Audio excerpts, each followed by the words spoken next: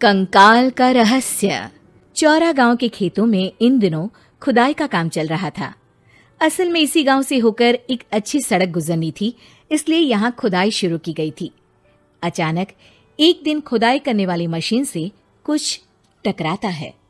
बाद में जब खोजबीन की जाती है तो वहां से 2 कंकाल मिलते हैं। पुलिस गांव के लोगों से पूछताछ शुरू करती है।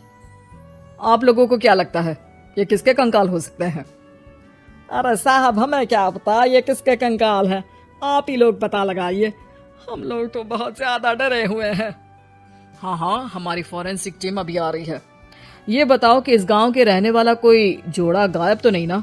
क्योंकि शुरुआती जांच में तो ये बात सामने आ रही है कि एक कंकाल किसी पुरुष का है तो एक किसी महिला का। साहब, हमें तो बहुत डर लग रहा है। ऐसे कंकाल मिलने का मतलब गांव के आसपास ही किसी की हत्या हुई है या फिर किसी को जलाकर मार डाला गया है। हाँ साहब, हम अपने परिवार को लेकर बहुत ही ज्यादा परेशान हैं। देखिए, आप लोगों की परेशानी हम समझ सकते हैं, लेकिन आप लोगों को पुलिस का सहयोग करना होगा, क्योंकि आपके सहयोग के बगैर हम ये पता नहीं लगा सकते हैं कि आखिर ये किसके कंकाल है और इनकी हत्या किसने की। ठीक है साहब, गांव के लोग आपका पूरा सहयोग करेंगे। हाँ साहब, पूरा सहयोग करेंगे। तो फिर ठीक है, हम अपनी जांच शुरू कर देते हैं। कुछ दिन बाद जांच रिपोर्ट आ जाती है। पता चलता है कि ये कंकाल करीब 20 साल पुराने हैं, यानी 20 साल पहले किसी जोड़े की हत्या कर शव को यहाँ पर दबा दिया गया था। इंस्पेक्टर राघव, ये बताओ कि 20 साल पहले की मर्डर मिस्ट्री क्या आप सुलझ सकती है? हाँ सर, क्यों नहीं। लेकिन अब सबूत और गवाह काफी मिट गए होंगे। मुश्किल तो होगी, लेकिन शायद किसी परिवार को इंसाफ मिल सके। इंस्पेक्टर राघव, आप बिल्कुल सही कह रहे हैं। किसी परिवार को तो इंसाफ मिलेगा ही और किसी को उसके किए की सजा भी मिलेगी। जी सर, मैंने तो जांच शुरू भी कर दी है। 20 साल पहले इस गांव के 2 जोड़े अचानक कहीं गायब हो गए थे। मैंने दोनों ही परिवारों के बाकी के सदस्यों से बातचीत शुरू की तो उन्होंने बताया कि उनके बच्चे शहर गए थे, लेकिन आज तक वापस नहीं लौटे हैं। लेकिन ये दोनों शव किस परिवार के सदस्यों के हैं, ये कैसे पता चल सकेगा? सर, मैंने डीएनए टेस्ट करवा लिया है। आज शाम तक इसकी रिपोर्ट भी आ जाएगी। अच्छा, ठीक है। उसी शाम को सर, डीएनए रिपोर्ट के मुताबिक ये दोनों ही लाशें चौरा गांव के रहने वाले प्रधान सुल्तान सिंह के बेटे और बहू की है। लेकिन इनकी हत्याएं किसने की है, ये कैसे पता लगेगा? इसी का तो पता लगाने की कोशिश में जुटा हूँ सर। आज सुल्तान सिंह से मिलने भी जा रहा हूँ। मेरा बेटा और बहू तो मेरे लिए सिर्फ यादों में ही रह गए थे। हमें उनकी लाशें तक नहीं मिल सकी थी। आज 20 साल बाद उनके कंकाल मिले हैं। मैं अब किसके लिए जीऊं? लेकिन सर, क्या आपकी किसी से कोई दुश्मनी थी? अपने बेटे बहू की हत्या के लिए आप किसे जिम्मेदार मान रहे हैं? अब मैं किसका नाम बोलूं? मेरी तो किसी से दुश्मनी नहीं थी, बस मेरे बेटे बहू को कोई वापस ला पाता।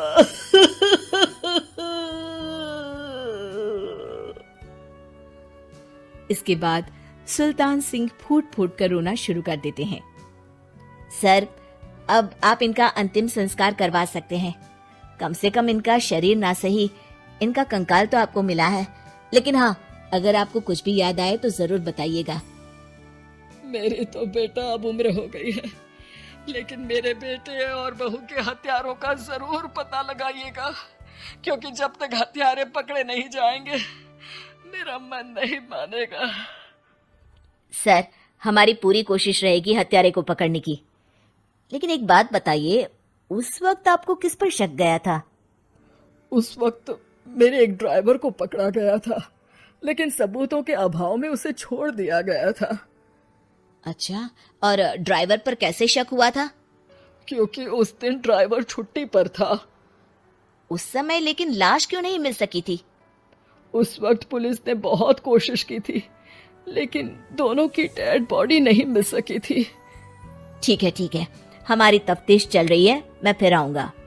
इसके बाद इंस्पेक्टर वहां से चला जाता है और सुल्तान सिंह अपने बेटे और बहू की याद में खो जाते हैं। कुछ दिन बाद सुल्तान सर, एक बात बताइए, जब आपके बेटे बहू की हत्या हुई थी, उसी के आसपास आपके ही गांव का रहने वाला एक और जोड़ा उसी वक्त गायब हो गया था ना? हाँ सर, अलका और अभिषेक, वो भी मेरे बच्चों जैसे ही थे। तो फिर वो कहाँ है? उनका भी आज तक पता नहीं चल सका, लेकिन बताते हैं कि कुछ साल पहले अभिषेक को गांव के ही किसी आदमी ने मुंबई में देखा था, लेकिन फिर वो गायब हो गया। यानी अभिषेक और अलका की हत्या नहीं हुई थी, बल्कि उन्होंने किसी वजह से खुद ही गांव छोड़ दिया था। हाँ हाँ, हो सकता है, क्योंकि अभिषेक मेरे बेटे संतोष का अच्छा दोस्त था और उसका मेरे घर भी आना जाना लगा रहता था। हो सकता है कि उसने मेरे बेटे और बहू के बारे में सुन लिया हो और ये गांव छोड़ दिया हो सकता है। उनके परिवार का कोई अब नहीं रहता क्या इस गांव में? अब तो कोई नहीं रहता। एक चाचा थे, लेकिन उन्होंने भी अपना पुश्तैनी मकान बेच दिया है। वो भी अब कहीं शहर में ही बस गए हैं। ओह, अभिषेक और अलका के बारे में भी पता लगाना होगा। हो सकता है कि वही इस हत्या के बारे में कुछ बता सके। हो तो सकता है, लेकिन वो बेचारे तो खुद ही वक्त के मारे थे, वो क्या बताएंगे। फिर भी सर, जब केस दोबारा खुला है तो जांच तो करनी ही पड़ेगी, और इस बार तो लाशें भी बरामद हुई है। कुछ दिन तक लगातार तफ्तीश चलती रही। एक दिन थाने से सुल्तान सिंह को फोन आता है। हाँ, कौन बोल रहा है? सर, मैं कांस्टेबल तुलाराम बोल रहा हूँ थाने से। आपको थाने आना पड़ेगा। थाने? लेकिन क्यों? सर, किसी की पहचान करवानी है। अच्छा ठीक है, मैं दोपहर तक पहुंचता हूँ। सुल्तान सिंह दोपहर में थाने पहुंचता है। कई पुलिस के अधिकारी वहां मौजूद रहते हैं। सर, आपके बेटे की हत्या का रहस्य आज शायद सुलझ जाए। अच्छा इंस्पेक्टर राघव, पर वो कैसे? सर, उस आदमी को देखिए, क्या वही अभिषेक है? सुल्तान सिंह की आंखों में हैरानी से आंसू आ जाते हैं। हाँ सर, यही अभिषेक है। ये आपको कहाँ से मिला? सिर्फ अभिषेक ही नहीं, बल्कि इसकी पत्नी अलका भी इसके साथ है। मैडम, जरा अभिषेक की पत्नी को लाइए। जैसे ही अलका को पेश किया जाता है, सुल्तान सिंह जमीन पर गिर जाते हैं। सुल्तान सर, क्या हुआ आपको? आप अलका को देखकर गिर क्यों गए? सुल्तान सिंह सर पकड़कर बैठ जाते हैं। ये अलका नहीं, बल्कि ये तो मेरी बहू रितु है। पूरा थाना एक दूसरे का मुंह देखने लगता है। क्या? इसके बाद हर किसी को दो कंकाल और हत्या का रहस्य समझ में आ गया।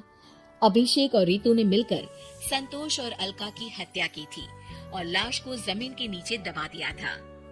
आज 20 साल बाद इस हत्या का रहस्य खुल सका था कि अवैध प्रेम संबंध में दो मासूमों की जान गई थी।